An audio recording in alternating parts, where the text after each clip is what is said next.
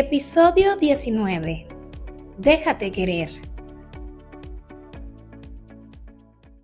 Episodio número 19. Así que ya pasamos la mayoría de edad. Exactamente. Aquí en nuestro podcast psicoespiritual.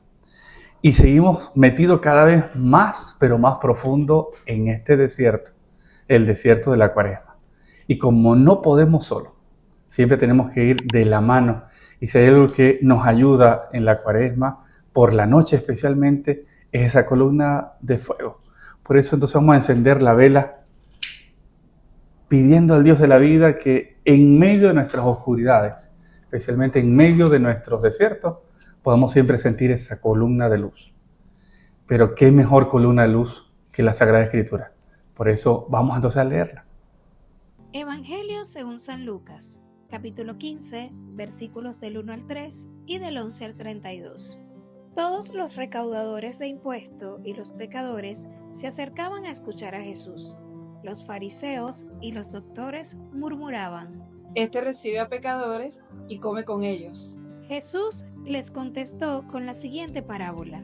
Un hombre tenía 2 hijos. El menor dijo al padre: Padre, dame la parte de la fortuna que me corresponde. Él les repartió los bienes. A los pocos días, el hijo menor reunió todo y emigró a un país lejano, donde derrochó su fortuna viviendo una vida desordenada. Cuando gastó todo, sobrevino una carestía grave en aquel país y empezó a pasar necesidad. Fue y se puso al servicio de un hacendado del país, el cual lo envió a sus campos a cuidar cerdos.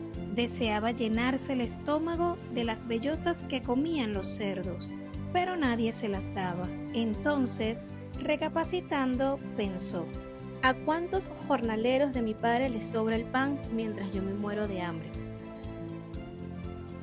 Me pondré en camino a casa de mi padre y le diré: he pecado contra Dios y te he ofendido. Ya no merezco llamarme hijo tuyo. Trátame como a uno de tus jornaleros. Y se puso en camino a la casa de su padre. Estaba aún distante cuando su padre lo divisó y se enterneció.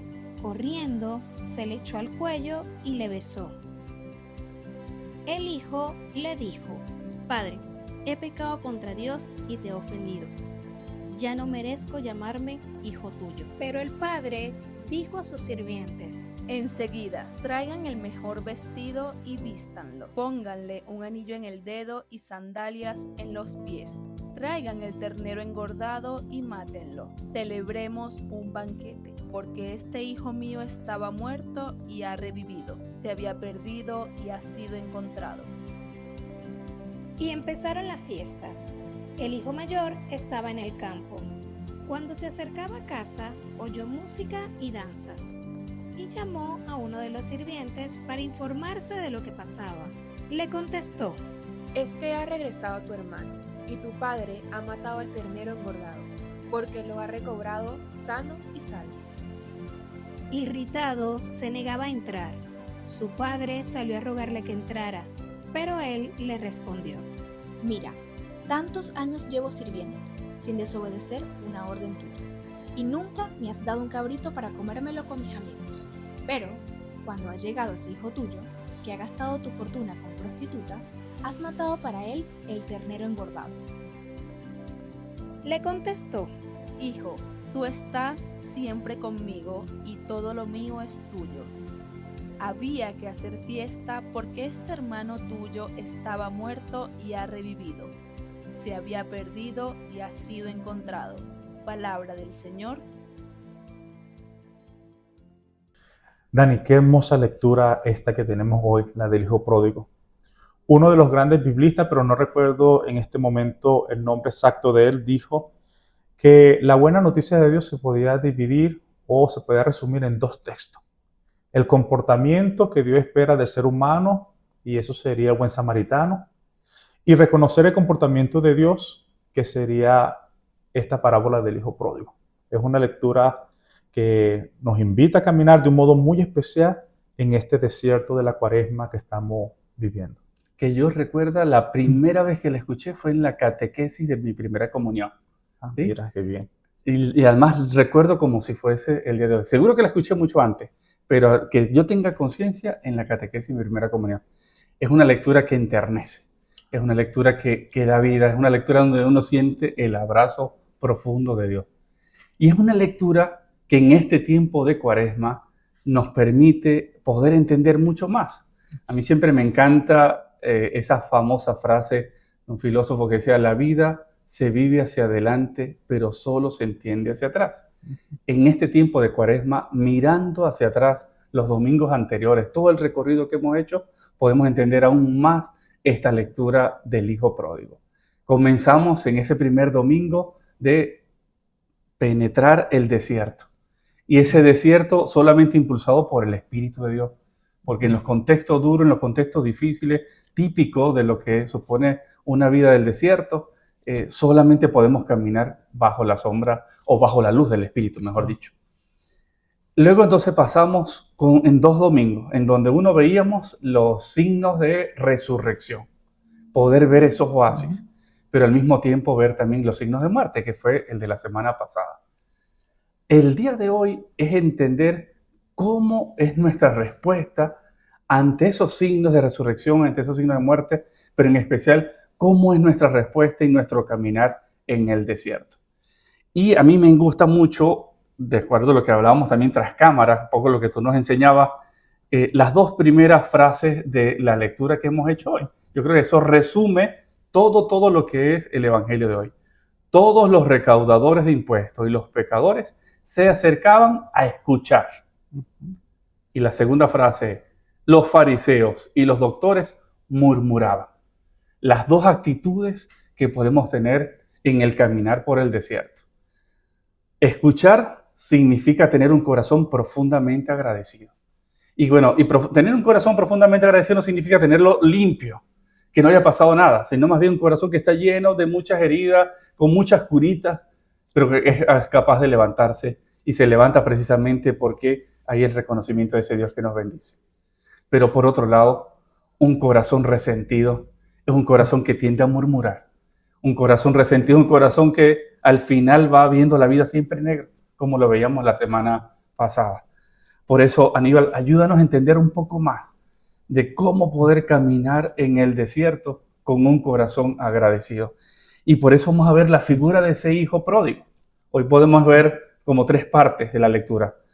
El hijo pródigo, el papá misericordioso y el hijo mayor. Pero además ellos 3 que hacen familia. Entonces son las 4 partes que tenemos de este podcast.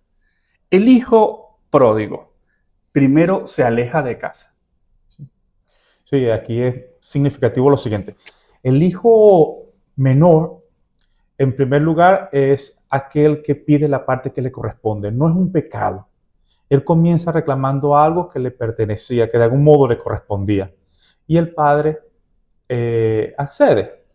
Pero lo segundo es que con eso que le correspondía se aleja del padre. Y una vez que se aleja del padre ya comienza una dinámica de deterioro, de malas decisiones. Al punto que si algo es importante en el judaísmo es mantener la pureza.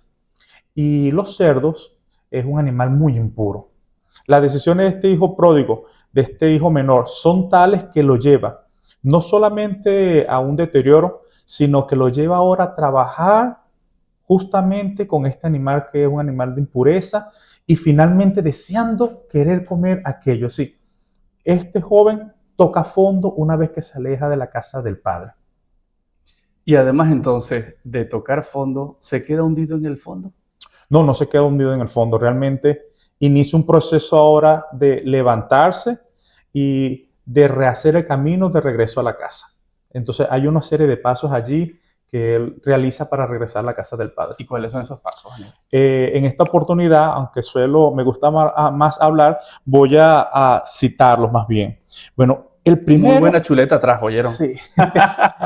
El primero es que se hace consciente de la situación que está viviendo, entra en sí y reflexiona. Ese es el primer paso para nosotros iniciar un cambio en nuestras vidas. El segundo, recuerda cómo vivía con su padre y compara su vida, la que está viviendo en este momento, en la humillación, en una especie de alejamiento total del padre, la compara con aquellos que trabajan en la casa del padre, todo lo que tienen, y dirá, yo aquí y los jornaleros en casa de mi padre tienen esto, esto, esto. O sea, reconoce que su acción le ha hecho perder algo. En tercer lugar, la voluntad de volver. Él piensa, me levantaré, iré a la casa de mi padre. Entonces, lo de la voluntad es un elemento clave en nuestro proceso de metanoia. El cuarto, reconoce su error y su confesión. Él dice, diré, Padre, he pecado contra Dios y te he ofendido.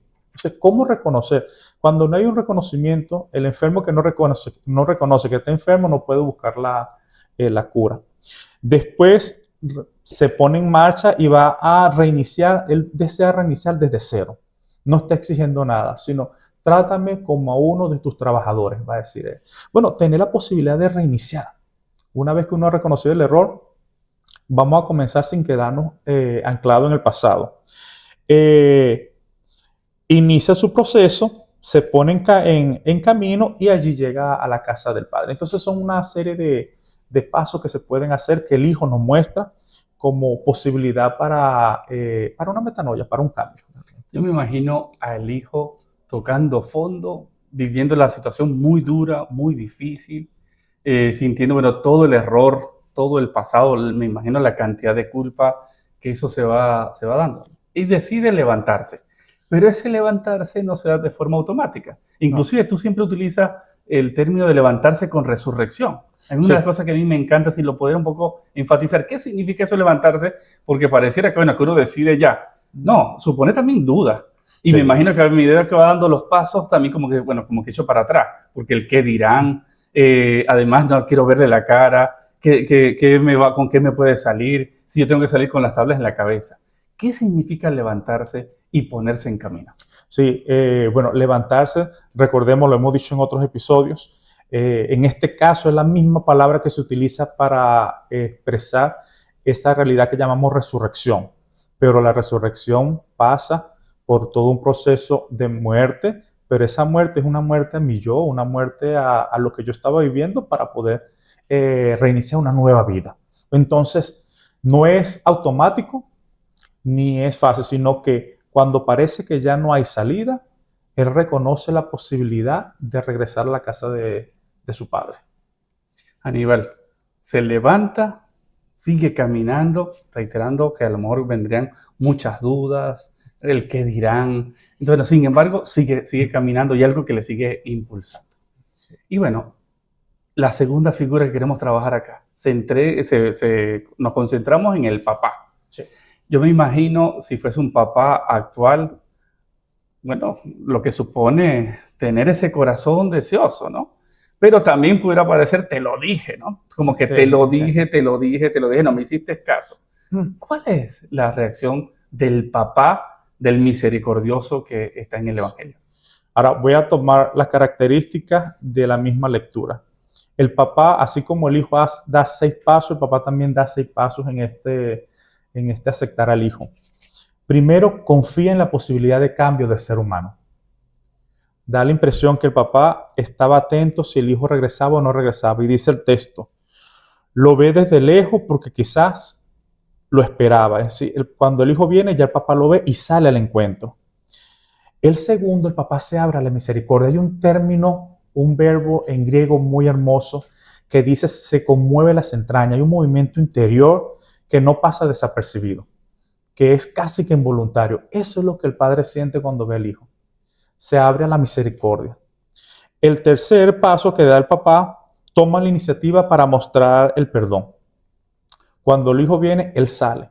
Y antes que el hijo inicie a hablar, ya él está abrazándolo y besándolo, va a decir el texto. Incluso lo interrumpe.